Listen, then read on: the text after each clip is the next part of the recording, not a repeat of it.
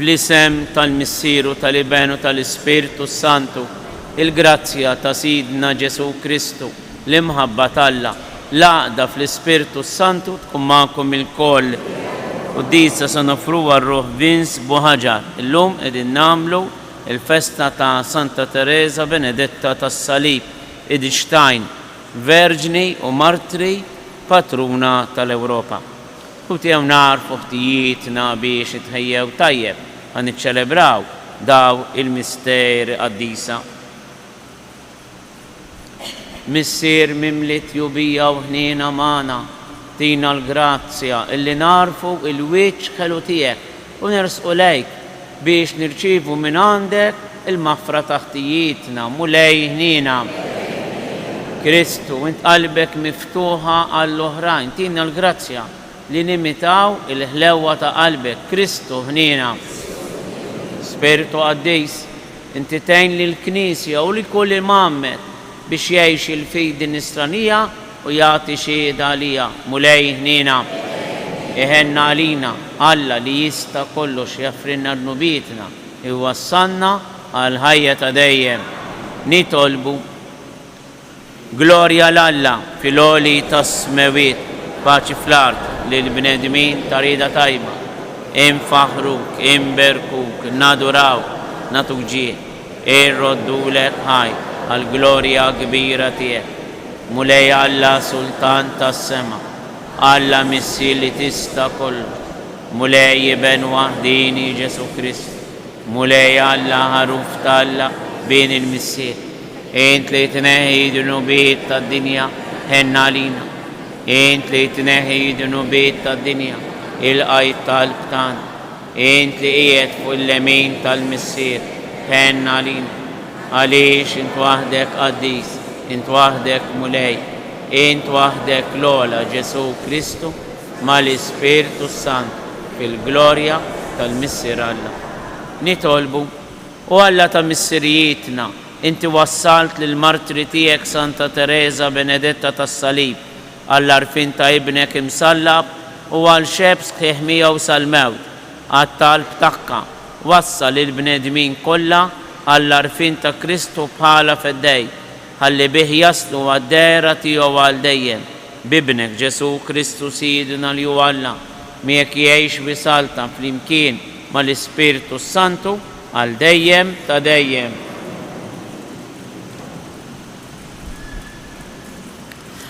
Arim il-ktieb tal-profeta Hosea.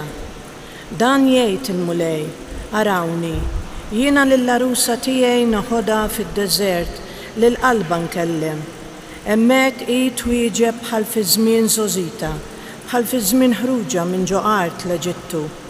U għal dejjem narsek miegħi fis-sewwa, fil-ħaq u fit-tieba u l-ħnina, brabta fidila jiena narsek miegħi u taraf lill-mulej. Il-kelma tal-mulej. Oħorġu wilqgħu lill-Kristu l-mulej, oħorġu wilqgħu il-Kristu l-mulej. Isma' binti ħares u għati widen, insal ġensek u l-dar missierek, jitaxxa is-sultan biġmielek u int għax hu sidek għatih qima. Oħorġu wilqgħu lill-Kristu l-mulej. Kolla ġmiel bint is-sultan bil-ġawar, min suġ bid-deb il-bisa, għand is-sultan jeħduha biex bejbiet waraja, it-tfajliet li jingħatawla bisħaba. Oħorġu wilqgħu lill-Kristu l-mulej. Jittieħdu bajat ta' ferħ u għena, jidħlu fil-palazz tas-sultan. Flok missirietek jilħqu uliedek, int tqiegħdhom kapijiet fuq l-art kollha. Oħorġu wilqgħu il-Kristu il-mulej.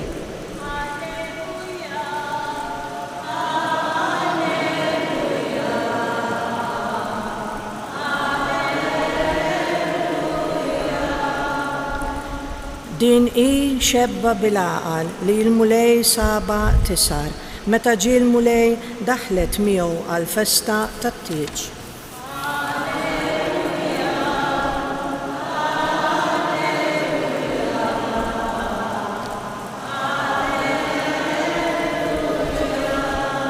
Il-mulej magħkom. Qari mill-Evanġelju skont San Mattew. F'dak iż-żmien Ġesu qal lid-dixxipli tiegħu b'din il-parabola: is-saltna tas-smewiet ixebbħu għaxar xebbiet illi ħarġu bl-imsiebaħ tagħhom biex jilqgħu l-arus. 5 minnhom kienu boloħ u 5 għaqlin. Għax il-boloħ ħadu l-imsiebaħ imma ma ħadux żejt magħhom, waqt li l-għaqlin ħadu mhux biss l-imsiebaħ iżda wkoll iż-żejt fil-kwies. L-arus iddawwar ma ġie u għalhekk il-koll ħadu min-nas u raqdu. Imbagħad f'nofs tal-lejl instema' min jgħajjat: ara l-arus u ħorġu wilqgħuh. Dawk ix-xebbiet qamu bil-koll u ħejjew l-imsiebaħ tagħhom. Iżda l-boloħ qalu lill-għaqlin: għatumna ftit żejt minn tagħkom għax l-imsiebaħ tagħna jintfew. Qabżu l-għaqlin u qalu: għandu minejn ma jibqax biżżejjed la għalina u lanqas għalikom. L-aħjar morru għand tal-ħanut u ixtru għalikom. X'in dawk marru biex jixtru jiġi l-arus. Dawk li kienu lesti daħlu miegħu għall-festa tat-tieġ u l-bieb ingħalaq. Sa fl-aħħar waslu wkoll ix-xebbiet l-oħra bdew jgħidu: Sinjur, Sinjur, iftħilna. Iżda hu weġibhom u qal: tassew ngħidilkom lilkom ma nafkomx. Issru mela għaliex la tafu il-jum u lanqas is-sija. Il-kelma tal-mulej. Fid-dawl ta' din il-parabola sabiħa mill-Vanġelu ta' San Mattew dwar l-10 verġni, l-5 boloħ u l-5 għaqlejn, aħna se nimmeditaw illum l-aħħar meditazzjoni tagħna f'din il-15 l-4 tal-Madonna dwar Marija bieb tas-sema. Qegħdin nitħattu dwar post li hu mhuwiex fittizju, mhux immaġinattiv, imma post reali. Sammur inħejjilkom post, jgħid Ġesu lid-dixxipli, biex fejn inkun jien tkunu intom ukoll. Ma dal-post għandu bieb. Dal-post mhuwiex miftuħ għal kulħadd u biss għal dawk illi fi Kristu jilmħu il-bniedem marit, il-bniedem fil-bżonn, il-bniedem bil-ġoħ, il-bniedem bl-aħweq. Kont marit u ġejtu żuruni, kont bil-ġoħ tmajtuni bil-għaġġ u sqejtuni. U kull meta aħna naraw lil Kristu f'din is-sitwazzjoni u nħobbuh, aħna nkunu nersqu biex nidħlu iktar minn dan il-bieb. U l-bieb hu Marija. Aħna lek niġu f'dan is-santwarju, aħna niġu f'dan is-santwarju biex nitgħallmu minn għandha kif sa nħobbu lil bina Ġesu u kif sa naraw bl-għajnejn tal-fidej preżenti f'ħumna il-batut. Aħna niġu hawnhekk għax nafu kemm aħna dgħajfejn u spiss naqgħu f'distrazzjoni kbira biex bil-problemi tal-ħajja ta' kuljum u ninsew illi dawn ftit diffikultajiet huma biss temporanji. Aħna niġu hawnhekk biex il-Madonna tfakkarna illi lilien mit-taħbejt tal-ħajja ta' kuljum hemm post jistennina, post li għandu bieb. U l-bieb hija hi stess. Infatti fil-prefazzju tal-lum f'Marija bieb tas-sema, il-Knisja tgħidilha din hi l-Verġni Jumli li bil-fidi tagħha fetħetilna il-bieb tal-ħajja ta' dejjem magħluq bin-nuqqas ta' Eva. Marija hija l-bieb. Allura meta niġu hawnhekk u niġu magħluqejn fil-bibien ta' qalbna mobbijejn bid-diffikultajiet tagħna, kultant bil-karattru tagħna stess, bid-difetti tagħna stess, dak li jgħidulna sħabna fuqna, speċjalment meta jkunu rrabjati għalina. Aħna nippreżentaw dan ix-xejn tagħna. Aħna nruwa lill-Verġni il-limti tagħna u nitolbuha biex jitbexqilna l-bibien ta' qalbna u iddakkanna mill-bibien tal-ġenna. Ħalli nduqu ftit minn dik il-ħlewwa li hemm tistennina. Ħalli l-qalb tagħna ma tkunx qalb egoista, ma tkunx qalb autoċentrista taħseb biss fija nfisha, imma tkun qalb altruista taħseb fl-oħrajn. Tkun qalb mimlija mħabba, mimlija farax, mimlija ħniena. Dan hu l-bieb ta' qalbna nirridu nbexqu biex nidħlu mill-bieb ta' Marija. Ħalli insibu ftejt faraġ, ftejt ħelsien, ftejt tama. U dan kollu nistgħu nagħmluh bil-fidi tagħna. Marija fetħet il-bibien ta' qalba bil-fidi għal dak li rid minna l-mulej u lina tgħidilna poġġu lilkom infuskom f'din it-triq. Kull meta niġu f'da s-santwarju aħna nimmeditaw Ġerusalem tas-sema. Dak il-post illi l-mulej ħejja għalina. Post li però ejdu nippreparaw ruħna bil-mużbieħ mixowl u biż-żejt fil-kus. Mhux biss mixowl, imma għandna riserva. Sa tkun din ir-riserva. Ir-riserva sa tkun l-opri tal-karità illi nagħmlu fil-ħajja tagħna ta' kuljum. Speċjalment nibdewhom ma' dawk ta' madwarna, mhux għalfejn immorru l-missjonijiet. L-ewwel nibdew ma' dawk ta' madwarna. Il-paċenza li rridu nieħdu, il-ftehim, meta wieħed tifhem, il-mara tifhem lir-raġel, l-uliet, in-neputijiet tagħna, l-ġirien tagħna. Dan hu li konna fidi miftuħa l-mulej. Li niftħu ftejt il-bibien ta' qalbna għal faraġ, mhux għal rabja, mhux għal kundanna. Il-Verġni Marija tenna niftħu dan il-bib. Hemm xi ħaġa sabiħa illi tgħidilna l-parabola fuqna nfusna, jekk aħna ma jkunniex iż-żejt fil-kus jiġrilna li l-msiebaħ tagħna jintfew. Jekk jintfew, mhux lakemm tixtrih iż-żejt. Illa għaliex tista' tixtrih fejn ħażejn u l-bib jingħala. Il-bib bħalissa għadu miftuħ tagħna. Nagħmlu l-qalb. Kenna dawn il-15-il erba' ġejna hawnhekk b'devozzjoni kbira. Inkomplu niġu hawnhekk mhux se jkunu l-erbat tal-Madonna, imma nibqgħu nżuru lill-Verġni Marija biex tfakkarna illi postna u l-ġenna. U għal dak il-post li ktallanna ninkwetaw. Ejjew nagħmlu kuraġġ lil xulxejn u nfakkru lil xulxejn illi aħna qegħdin f'pellegrinaġġ. Il-Verġni Marija tenna u fil-festa li se niċċelebraw nhar it-tlieta fit-tluħ is-sema tagħha nitolbuha tfakkarna li għajnejna nifissawhom f'dan il-post u qalbna u idejna jgħinuna biex naħdmu ħalli nidħlu mill-bieb li hija u twassalna għand bina Ġesu. Kun infakkar Ġesu Kristu. Jiena nemmen f'Alla wieħed il-Missir li jista' kollox li ħalaq is-sema u l-ard, dak kollu li jidher dak li ma jidirx. Mulej wieħed Ġesu Kristu iben waħdini tal-Alla, imnissel mill-Missir qabel kull żmien. Alla min Alla, dawl min dawl, Alla veru min Alla veru. Imnissel mhux magħmuna tewra waħda mal-Missir bih sar kollox.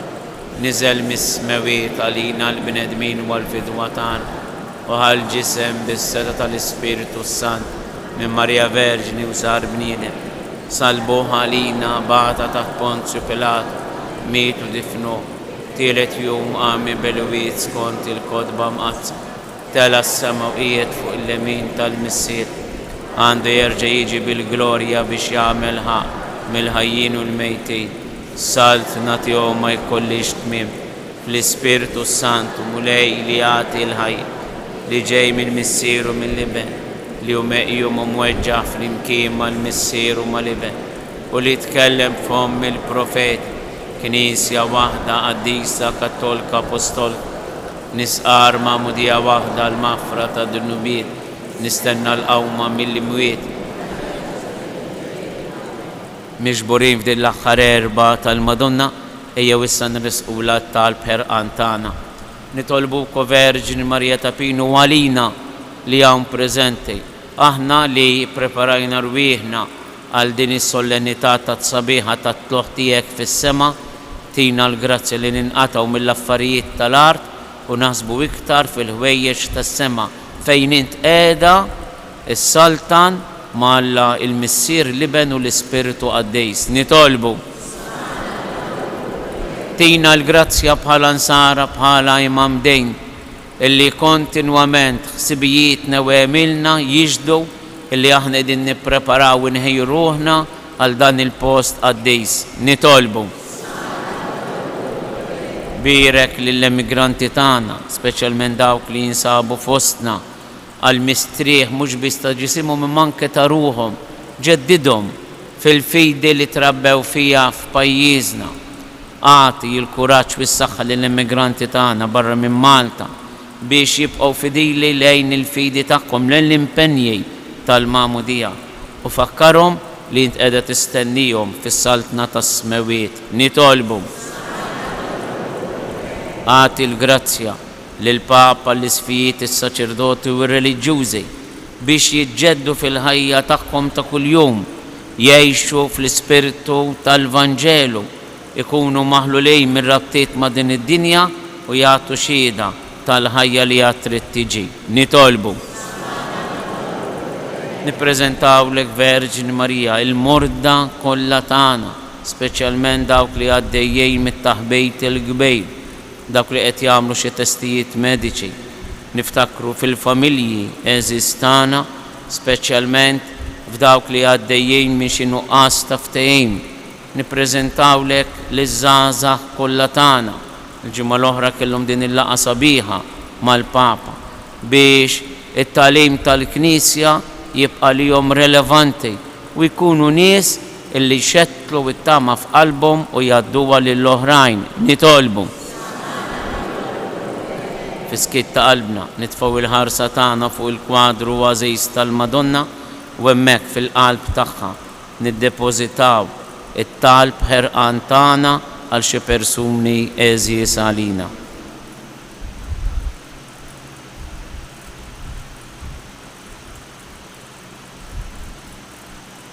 Ngħidula bil-qalb, Qaddisa Marija Umm Alla, itlob għalina midinbin, issa u fis-sija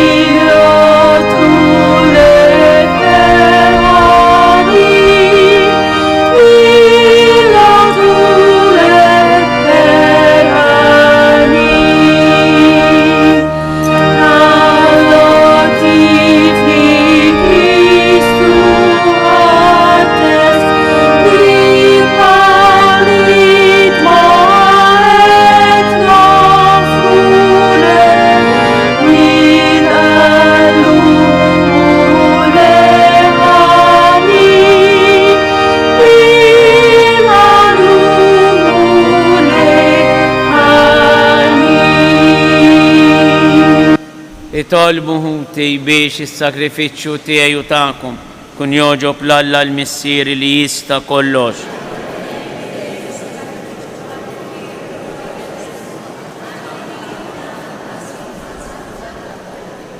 U Alla ta' tjieba ilqa' bit-tjieba wettaq Missier l-offert nerfgħu lubna il fuq. Niżuħaj lil-mulej Alla tagħna. Sewwa b'xieraq tas-sew Missier Qaddis, tajjeb u taġej tas-salvazzjoni tagħna, illi dejjem irroddulek ħaj u nollu b'tifħir xieraq il-kobor tiegħek f'din iċ-ċelebrazzjoni tal-Verġni Imqaddsa Marija. Din il-Om Verġni illi fija seħħet ix-xbija tal-bib tal-vant tat-Tempju minn għadda l-mulej infetħet għalih biss u reġgħet ingħalqet u baqgħet magħluqa. Din hi l-Verġni Jumli li bil-fidi tagħha fetħitilna l-bib tal-ħajja ta' dejjem magħluq bin-nuqqas ta' fidi ta' Eva. Din hi l-Verġni titlob ħerqana għal midinbin biex iduru lejn ibne għajn ta' grazzi għal dejjem u bib miftuħ ta' maħfra. Bil-tajja kollha tal-anġli ferħana għal dejjem quddiemek. Iqijmu l-kobor tiegħek flimkien ma' tagħhom ilqa' nitolbuk it-tifħir tagħna waqt li magħhom nifirħu u intennulek. Qaddis, Qaddis, Qaddis. Mulej Alla tal-eżerċiti, is-smewiet u l-art mimlija bil-glorja tiegħek. Osanna fl-għoli tas-smewiet, mbirek minn ġej fisem il-mulej, osanna fl-oli tas-smawiet.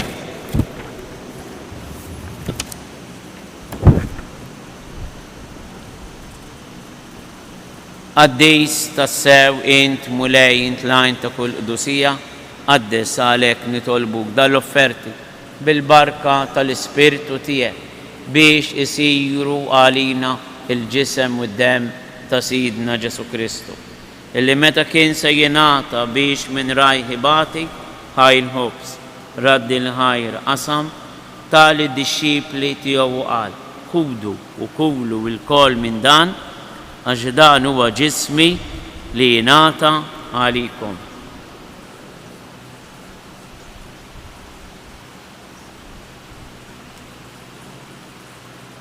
Hekk ukoll wara li klaħ il-kalċi reġa' raddi l-ħajr tali d-disċipli tiegħu qal ħudu wixorbu minnu il-koll għax dan huwa il-kalċi ta' demmi tal-patt il-ġdid li jibqa' dejjem id-demm li jixxerret għalikom u għal-bnedmin kollha għal maħfra ta' dunubiet għamlu dan tifkira tiegħi.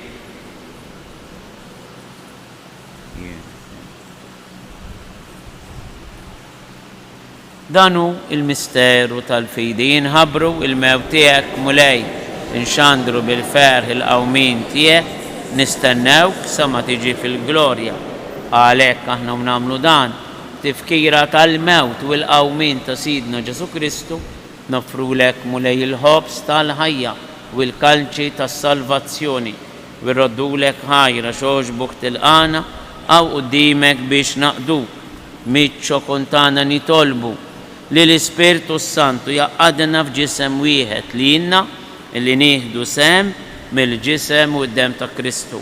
Ftakar mulej fil-Knisja tiegħek imxerda mad-dinja kollha u taf li mħabba flimkien mal-Papa Franġisku l-isqof tagħna Anton il-Ministri tiegħek kollha. Ftakar fil-qaddej tiegħek Vince Buħaġar li jogħġbok issejjaħlu għal għandek minn din id-dinja għamel li kifu bil-mamudija miet fibnek u bħal ibnek hekk ukoll fibnek u bħal ibnek jirxox tal-ħajja. Ftakar ukoll futna illi raqdu bit-tama tal-qawmin, ftakar fil-mejtin kollha daħalhom quddiemek fid-dawl tas-seb tiegħek. Ħenna lina l-koll nitolbuk, għati lilna wkoll il-wirt tal-ħajja ta' dejjem flimkien mal-Verġini mqazzom Malla Marija ma' żewġa San Ġusepp ma' Apostli mal-qaddisin kollha illi jgħixu fil-ħbiberija tiegħek sa mill-bidu tad-dinja. Għamil li magħhom infaħruk u insebħuk Ġesu Kristu ibnek. Bi Kristu, ma' Kristu, fi Kristu jingħata lilek Alla missi li tista' kollox flimkien mal-Ispirtu Santu kull ġieħ u glorja għal dejjem ta' dejjem. Ejjew irroddu ħajl il-missier tagħna tas-sema fit-tmiem dan il-pellegrinaġġ tal-15 li għamilna bit-tħejjija għat-tħul ta' Verġni Marija fis-saltna tas-Smawiet u nitolbuha illi iddaħħal lilna f'din is-saltna lill-Verġni Marija fis-saltna tal-missier u lil ħafna minħutna illi dan l-aħħar forsi qed joqogħdu ftit lura miċ-ċelebrazzjonijiet tas-sagramenti. Ftakru f'xi ħadd ta' għażejs u nippreżentaw fih dan il-missier ħalli jerġa' jsejjaħlu għall-prattika tal-fidi.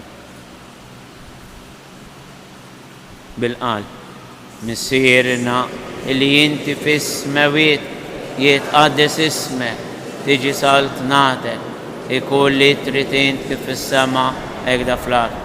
Ħobżna ta' kuljum matina llum, għafrinna dunubitna bħalma nafru lil minu ħati għalina, la daħanniex fit-tiġrib iżda eħlisna mid-deni.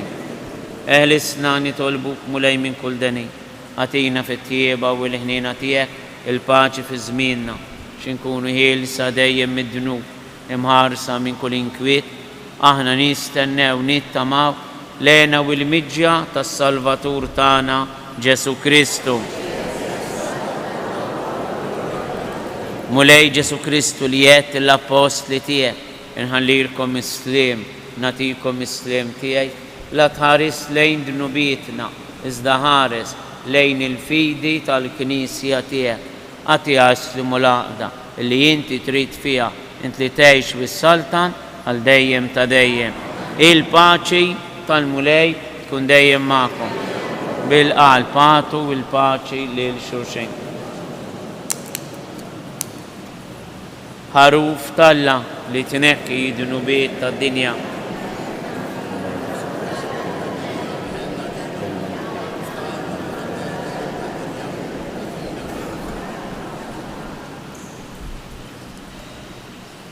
Danu il-ħaruf talla, danu li jneħħi d-dnubiet tad-dinja, jien dawk li huma mistiedna għall-ikla tal-ħaruf Mulej.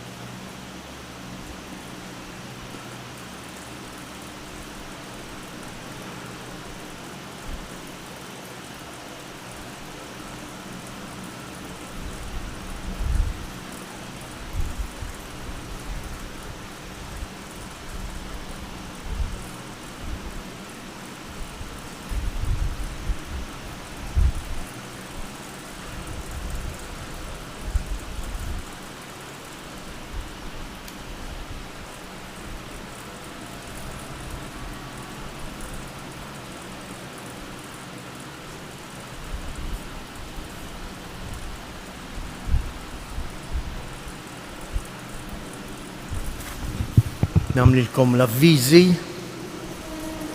Nfakrukom li dawn l-erbat issa jalqu l-lum huwa l-aħħar erba' imma niġbru din il-mixja li għamilna fl-imkien fil-Velja ta' Santa Marija li jissir hawnhekk fuq it-suntier tas-santwarju tkun immexxija mill-isqof mit-8 ta' filgħaxija sal-10:15. Imbagħad fl-10:30 wara l-velja jibda lejl jitkompla hawnhekk fil-Knisja lejl adorazzjoni li jintemm qudiesa f'nofs il-lejl. Hekk nixtieq inħeġġiġkom biex nieħdu bis-serjetà din il-velja li kien rieda li ssir fis-santwarji Marjani tad-dinja kollha il-Papa Qaddis Ġwanni Pawlu II. Forsi tajjeb tkunu tafu li din hija l-unika festa li l-insara jiċċelebrawha fl-istess data u kollha flimkien. Kemm il-Knisja tal-Orjent u kemm l-Oċċident. Aħna, jifieri kemm il-Kattoliċi kif ukoll l-Ortodossi. Hija xi ħaġa li la titħabbat il-Knisja l-Papiet jixtiequ li naslu biex anke niċċelebraw il-Għid tal-Mulej Ġesu fl-istess data. Però għadna ma wasalniex. Ma din il-festa l-Għid tal-Assunta tiġi ċċelebrata fl-istess data miż-żewġ knejjes. U għall-insara tal-Orjent din il-festa tant hija importanti li jil-velja lejliet il-festa jgħadduh fit-talb u fis-sawm. Fit-talb u fis-sawm. Għaliex qed nistennew il-għarus idaħħal il-għarusa fil-glorja tas-sema. U għalhekk inħeġġiġkom biex min jista' anke ninaqdu fit-talb u għala le nagħmlu xi jatti ta' penitenza jew karità jew sawma ċkejkla. Imbagħad nhar Santa Marija il-quddies f'dan is-santwarju ikun bħal dak tal-Ħadd. Jiġifieri fis-6:15, 8:30, l-10 u l-11:15. Imbagħad is-santwarju jagħlaq f'nofsinhar u jerġa' jiftaħ fis-sija u jkun hawn quddiesa fil-5 ta' filgħaxija. Fil-5 ta' filgħaxija wkoll nhar Santa Marija issir it-talba tar-Rużarju fid-dar ta' French tal-Arb. Irrid infakkarkom ukoll għalhekk li nhar it-tnejn, jiġifieri lejliet il-velja, ma jkunx hawn il-quddiesa tas-6:30. Il-quddiesa tas-6:30 ta' filgħaxija ma ssirx għax ikun hawn dik tal-velja tal-Għid tal-Assunta. Kif tafu llum huwa l-aħħar erba' u għalhekk issa il-quddies nhar erba' jerġa' jiġi fuq ir-roster bħal ta' kull ġimgħa. Jiġifieri il-quddies filgħodu jkun biss fis-7:30 u fit-8:30 u quddiesa oħra fis-6:30 ta' filgħaxija. Nixtieq nagħmel appell ċkejken il-volontiera għadha sejrin naħslu l-Knisja fis-7 ta' filgħaxija min irid jista' jiġi jagħtina daqqatejt kif ukoll għandna bżonn ta' xi persuni biex il-ħadd filgħaxija fis-6 ta' filgħaxija jiġu fuq it-suntier tas-santwarju biex inqasmu u nirranġaw is-siġġijiet għall-velja. Il-għawċin fitxu li tiġu possibilment bit-trasport mill-parroċċi biex hekk ma naħolqux ħafna konfużjoni żejda bil-karozzi. Siġġijiet ikun hawn għal kulħadd. Grazzi. O Marija wis grazzjuża, inti l-om li żjed glorjuża, inti l-bint, inti l-arusa tal-imqazza Trinità. Mela lilek, o Marija, aħna nagħtu kull foħrija sabiex miegħek imennija ingawduk fl-eternità nitolbu. O Alla ta' tjieba li ma bħala għati lilna li qed nagħtu ġieħ lil Santa Teresa Benedetta li l-frott imqaddes tas-siġra tas-salib jgħawilna qlubna biex f'dil-ħajja nintrabtu f'fedeltà sħiħa ma' Kristu u hekk ikun jistgħinna niklu mis-siġra tal-ħajja fil-ġenna bi Kristu Siedna. Il-mulej magħkom, iberikom Alla li jista' kollox il-Missier, l-Iben u l-Ispirtu Santu. Morru għejxu fil-paċi ta' Kristu. Tlieta Ava Marijiet lis-Sultana tal-Familja Slim Alik Marija bil-Grazzja Memrija l-mulej miegħek. Imberka inti fost in-nisa, imbierek il-frott tal-ġuf tiegħek Ġesu.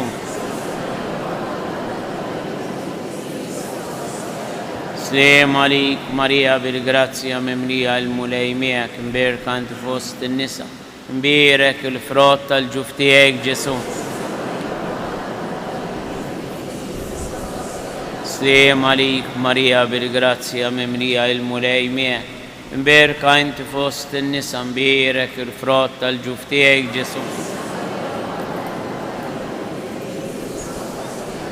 Madonna Tapino, sultana tal famiglia,